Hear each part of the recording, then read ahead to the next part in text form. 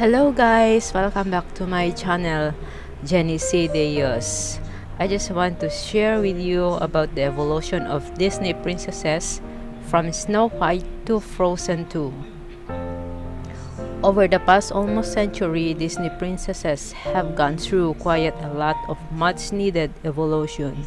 From the very first one that debuted in Snow White and the Seven Dwarfs to the most recently released film Frozen 2. In 1937, Snow White and the Seven Dwarfs came out in 1937, debuting the very first Disney princess with Snow White herself, voiced by Adriana Caselotti. She's incredibly of her time. Her whole deal is she's like really pretty. Plus, she cooks and cleans the house for seven dudes who can't seem to pick up after themselves. Thankfully, we've come a long way with our Disney princesses since Snow White. In 1950, another Disney princess who is extremely outdated when looking at her through a modern lens is Cinderella's titular damsel, voiced by Eileen Woods. Forced to cook and clean for her ugly, which back then meant evil, stepsisters and stepmother, all she needs to achieve happiness is a pretty dress and handsome rich husband to fall in love with her and pull her out of her dreary life. That's not a great message to send young kids watching today. In 1959, keeping the problematic train rolling is Sleeping Beauty's Aurora, voiced by Mary Costa.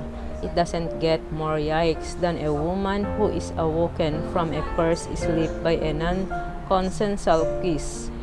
She caps off the trifecta of the golden era of Disney princesses, the damsels in distress who wait around for their prince to save them, but the trend of passive female main characters ends here, thankfully. In 1989, after a 30-year hiatus, The Little Mermaid splashed onto the scene with an extremely different kind of Disney princess. Unlike the gentle, delicate woman that came before Ariel, voiced by Judy Benson, is rebellious, curious, confident, and goes after what she wants in life. She breaks the rules and seeks adventures. She doesn't wait around for a man to save her. She saves her prince twice, and don't try to argue that Ariel gives up her voice to get the guy. She actually chooses to give up her voice to become a human, fulfilling a lifelong dream of living up above the confines of the sea. A romance with a hot dog-loving prince was just a fun bonus. She's the first Disney princess to own her agency, signaling an important shift for the company's values. In 1991, just 2 years later, Beauty and the Beast introduced Bella, voiced by Paige O'Hara. The Disney princess, like Ariel, wants more out of life. She's smart, choosing to read as many books as possible instead of swooning over the hunky but horrible town eye candy. She also falls in love with a man for his personality over his beastly looks. Talk about a modern woman. In 1992, up until now, all the Disney princesses were white. It wasn't until Aladdin's Jasmine, voiced by Linda Larkin, that fans saw their first woman of color Disney princess. Unfortunately, Larkin, the voice behind the cartoon, is white but still baby steps. In 1995, Pocahontas continued the much-needed push to non-white Disney princesses with the titular Native American heroine, voiced by Irene Bedard. But unlike Aladdin, Pocahontas' face behind the princess actually is a woman of color.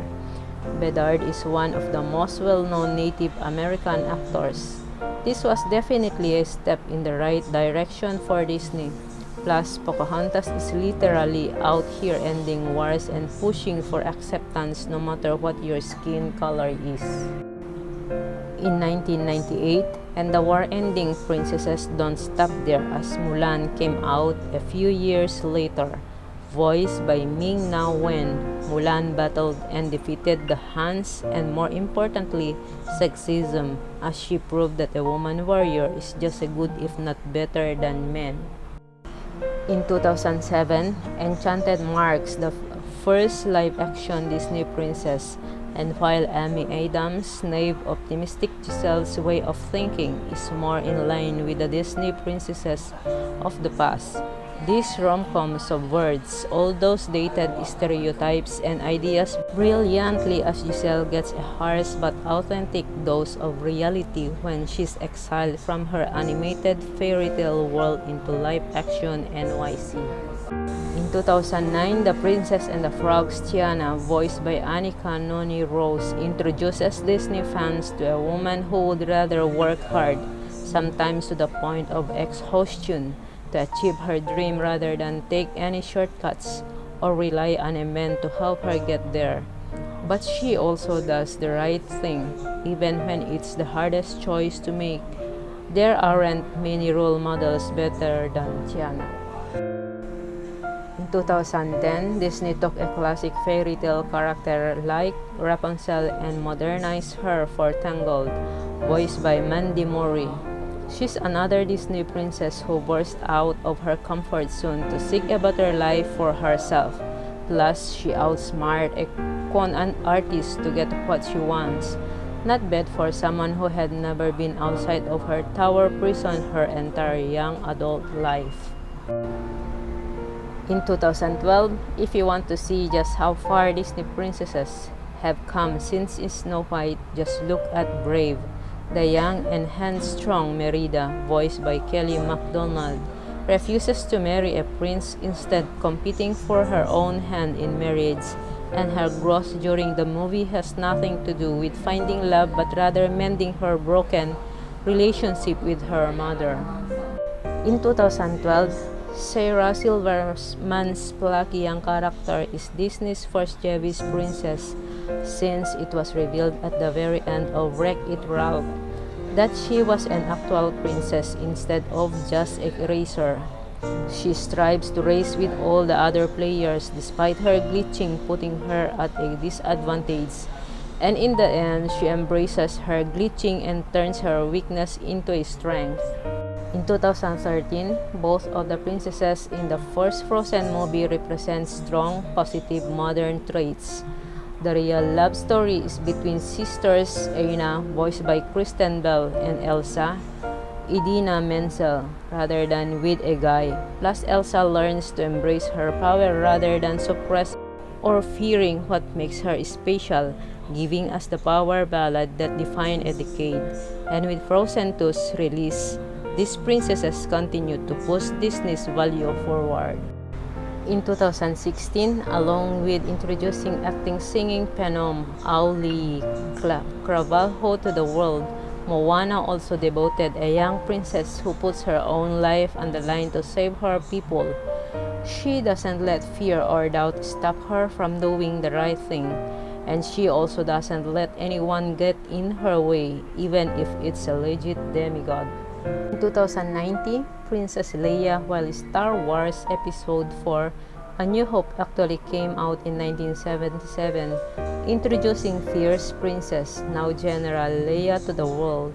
The Disney-Fox merger that made her a Disney princess didn't happen until March 2019, and she is the perfect Disney princess for now, rebellious, strong, and a true leader, fighting the war against evil no matter how impossible the odds may be. And late star Carrie Fisher was a true national treasure, using her platform to elevate important conversations about addiction and mental illness, becoming a true advocate who spoke up even when it was tough. It feels right that Fisher's Leia is the most recent addition to the Disney Princess Club, even if it's by a technicality.